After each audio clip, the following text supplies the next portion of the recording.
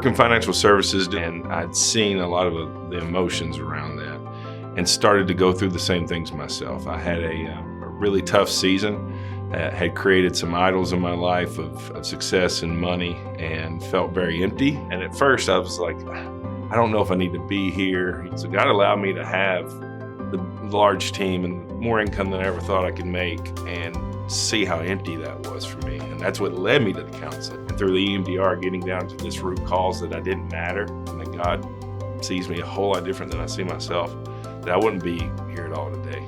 It was getting down to truth that led to that freedom that I needed. And so the same thing, the ripple effect has happened for clients in their finances. Whenever you can get down to the root causes of their anxiety, their stresses, it can lead to the action that they need to take for freedom. When I went through counseling, it was at this time in my business where I needed to have a pivot, and I was considering other careers. And I was challenged by a dear friend, you need to do a 5-year business plan, and you got 7 days to do it. And I quickly realized I needed to create an environment and culture that happened to resemble the Refuge, a place of safety.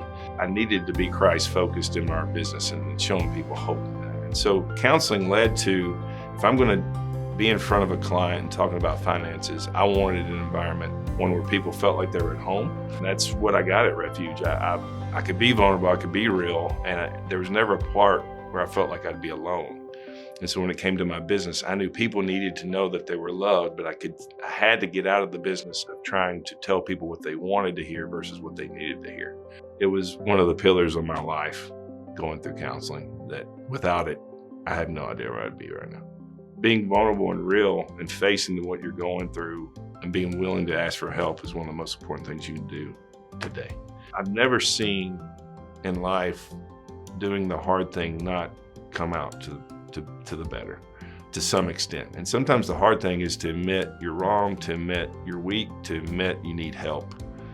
And I would just pray that people take the time to think, okay, if I need help, where can I go? And when you look in this community for mental health, there's no way you won't find the Refuge at the top of the safest, most reliable place to go get that help.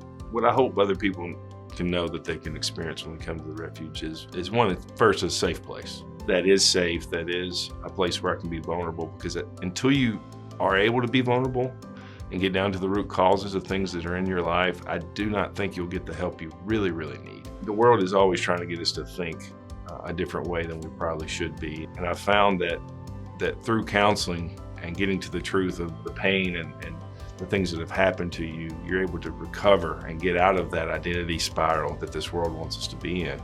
Hope grows at the Refuge Center because Christ is there.